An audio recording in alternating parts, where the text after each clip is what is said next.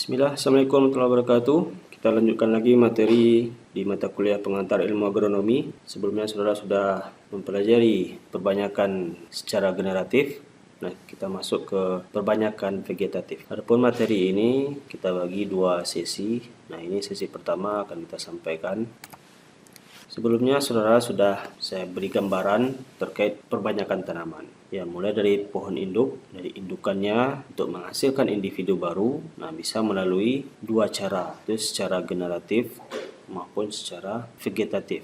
Yang generatif ini melalui penyerbukan. Kita sudah bahas terkait penyerbukan, pembuahan, kemudian menghasilkan individu baru sampai ke proses perkecambahan dan menghasilkan individu baru. Nah, ini secara seksual, atau bertemu sel kelamin jantannya dengan sel kelamin betina. Kemudian perbanyakan tanaman secara vegetatif, ya ini memanfaatkan jaringan tanaman atau organ tanaman. Kalau organ berarti kumpulan jaringan dari beberapa jaringan. Nah, ini ada secara stek, sambung, kultur jaringan. Penekanan perbanyakan secara vegetatif ini tanaman baru atau individu baru yang dihasilkan ini secara genetik sama dengan induknya. Jadi copy paste dari induknya ke individu baru bisa dikatakan sama. Nah, kenapa bisa sama? Perbanyakan secara vegetatif ini atau aseksual ini, dia memiliki satu kemampuan yang diambil dari bagian tanaman, yaitu totipotensi. Setiap sel itu memiliki informasi genetik yang penting yang diturunkan kepada individu baru. Jadi dari indukannya diturunkan ke anakannya. Jadi genetik itu yang diturunkan. Makanya dia sifatnya sama. Nah, ini melalui apa? Cutting, layering, division, budding, grafting, and tissue culture. Nah, cutting ini bahasa Indonesia adalah stek atau pemotongan bagian dari organ vegetatif tanaman. Kemudian layering, nah ini cangkok ya, atau perundukan. Kemudian berikutnya adalah terpisah antara dua informasi dari indukannya. Ini dari satu indukan, sedangkan ini dari dua indukan. Budding dan grafting, tempel dengan penyambungan. Ini memanfaatkan batang atas dengan batang bawah. Nanti kita bahas.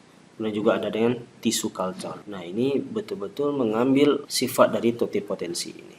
Ya, kemampuan sel tanaman itu menghasilkan genetik yang sama dari indukannya transfer ke individu baru. Nah, tujuan dari perbanyakan secara seksual ini adalah meregenerasikan jaringan atau bagian tanaman yang belum atau tidak ada pada propagule. Jadi pada individu baru itu yang belum ada jaringannya, nah itu dia regenerasikan. Jika daunnya belum ada, dia menghasilkan organ daunnya nantinya. Nah, ini dapat terjadi 100% secara alami, jadi tinggal tanam. Perbanyakan secara vegetatif ini ada yang secara alami maupun yang bantuan manusia atau buatan. Tujuan berikutnya adalah efisiensi dan efektivitas.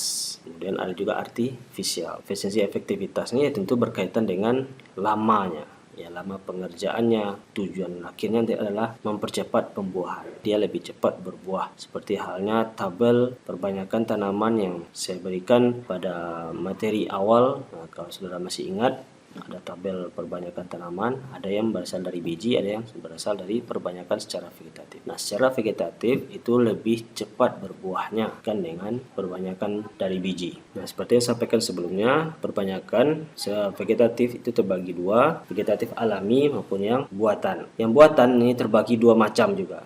Ya, dan vegetatif buatan dengan perbaikan sifat yang dihasilkan, jadi dia terjadi perubahan sifat dengan perbanyakan ini. Kemudian yang berikutnya adalah perbanyakan vegetatif tanpa terjadi perbaikan sifat. Nah, yang perbaikan sifat ini contoh adalah okulasi, grafting, dan kultur jaringan. Nah, ini kenapa bisa nanti kita jelaskan. Yang tidak terjadi perubahan sifat adalah cangkok dan stek. Produksi tanaman ini dipengaruhi oleh faktor genetik, faktor lingkungan, dan interaksi dari kedua faktor. Secara teoritis dari genetiknya terjadi perbaikan sifat adalah yang okulasi, grafting, dan kultur jaringan.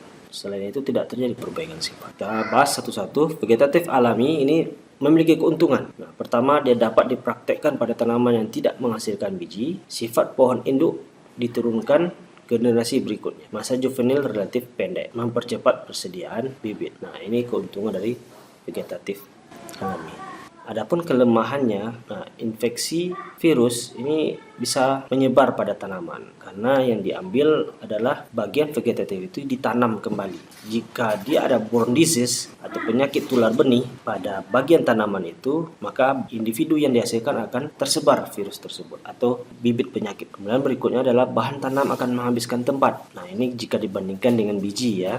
Nah, biji itu lebih kecil ukurannya. Nah, ini akan menghabiskan tempat, ya bisa kita lihat contohnya stek dari ubi kayu atau stek dari buah naga itu membutuhkan space untuk penyimpanan bahan tanam sebelum ditanam ke lapangan. Periode penyimpanan bahan tanam lebih pendek dan mekanisme perbanyakan pada beberapa tanaman tidak praktis. Seorang agronomis dia harus melihat tanaman ini lebih baik atau lebih ideal ditanam dengan bahan perbanyakan apa. Nah, ini harus dipikirkan. Nah, setelah kita uraikan ini, saudara nanti akan melihat individu tanaman A ini lebih baik ditanam dengan menggunakan bahan tanam dari biji atau vegetatif alami atau vegetatif buatan. Nah, ini contohnya ya, macam-macam perbanyakan vegetatif alami. Ada yang runner atau sulur, atau bisa disebut juga stolon atau geragi. Nah, ini hampir sama dia. Bahan perbanyakannya hampir sama.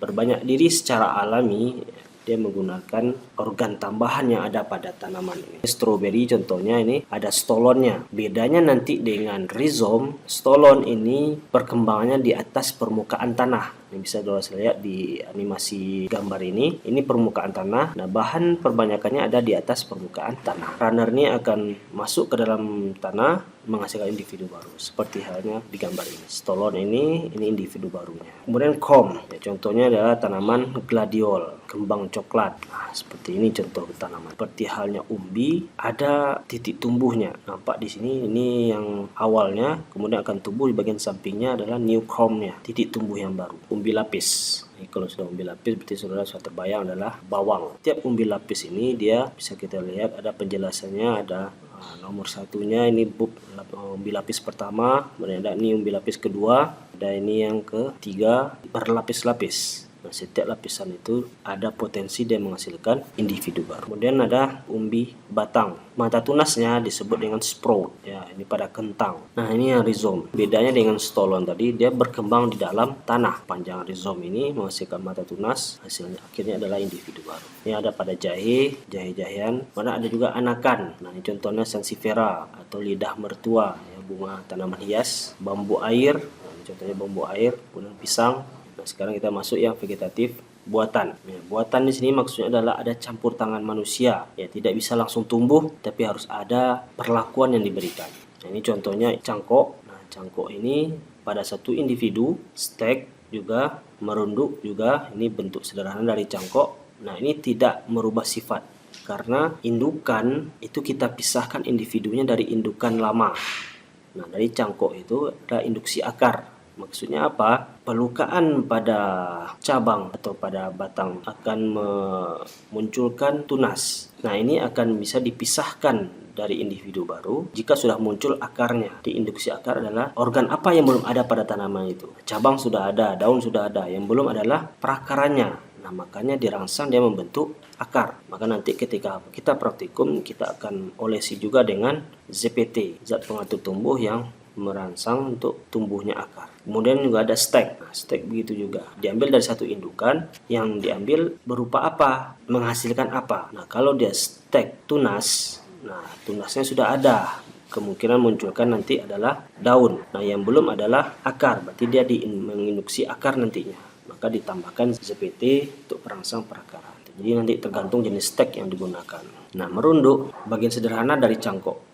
Setelah dilakukan pelukaan, kemudian dirundukkan ke dalam tanah. Nah, nanti perundukannya ini yang masuk ke dalam tanah itu akan merangsang terbentuknya akar. Setelah terbentuk akarnya, baru dipisahkan dari indukannya. Kemudian ada yang bentuknya sambungan, grafting dan budding, ya, tempel dan penyambungan. Nah, ini berasal dari dua individu. Ya, ada yang disebut dengan batang atas, ada yang disebut dengan batang bawah. Kemudian kultur jaringan. Nah, kultur jaringan ini mengambil bagian kecil dari tanaman. Ya, kalau tadi dia organ, nah kultur jaringan ini bisa berupa selapisan jaringan saja. Malah sekarang juga ada kultur yang lebih kecil lagi, jaringan. Ya, ada kultur kalus, ada kultur pucuk, ada kultur meristem. Ini sangat kecil sekali kultur meristem. Seperti yang telah dijelaskan sebelumnya, perbanyakan vegetatif ini yang diharapkan adalah kemampuan dari totipotensi tanaman. Itu setiap sel hidup dia memiliki informasi yang lengkap. Ini akan diturunkan kepada individu yang baru. Informasi yang dari indukannya sama yang dihasilkan dengan anakannya nanti. Ini dasarnya adalah karena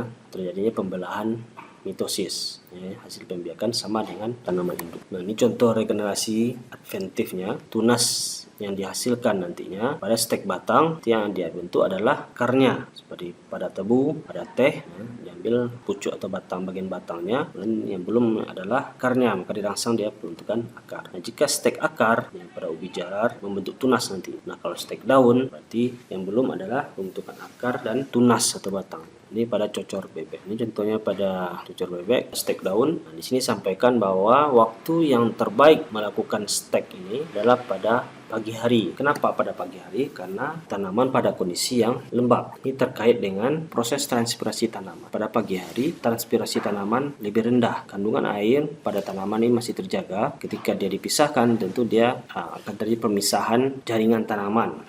Jaringan tanaman, transportasi tanaman. Pada kondisi yang terik, pada kondisi siang hari, tentu transpirasi tanaman akan meningkat. Nah, di gambar ini bisa diperhatikan. Nah, ini ada pucuk terminalnya, kemudian ada yang ini ketiak.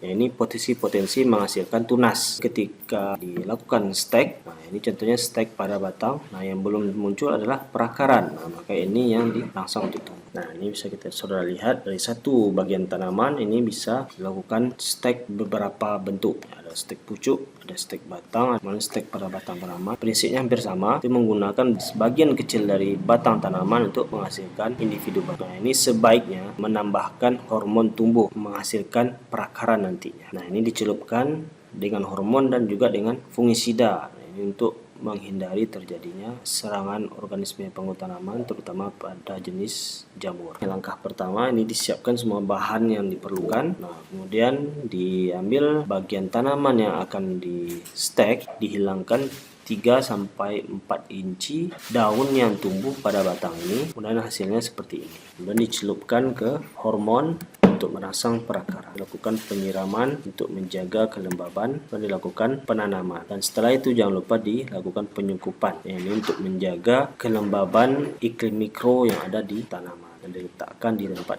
yang hangat. Jauhkan dulu dari sinar matahari langsung. Bawah sinar matahari langsung ini akan terjadi peningkatan transpirasi pada tanaman, transpirasi dan evapotranspirasi. Nah, kalau transpirasi ini terjadi dari bagian tanaman, kalau evapotranspirasi ini dari bagian tanaman dan juga dari perakaran tanaman atau dari permukaan dan menghasilkan individu baru yang sudah muncul bagian perakaran. Nah, di lapangan kita sudah praktekkan itu menggunakan sungkup yang komunal. Tadi sungkupnya per individu, kita membuat sungkup yang komunal. Oke, kita praktekkan di lapangan bagaimana membuat sungkup komunal. Sekian dulu sesi 1 dari materi perbanyakan secara vegetatif. Sampai jumpa di video berikutnya. Semoga bermanfaat. Saya harap didengar dan diperhatikan materi yang diberikan. Jika ada bagian yang tidak dimengerti, silakan sampaikan di kolom komentar. Terima kasih. Wassalam.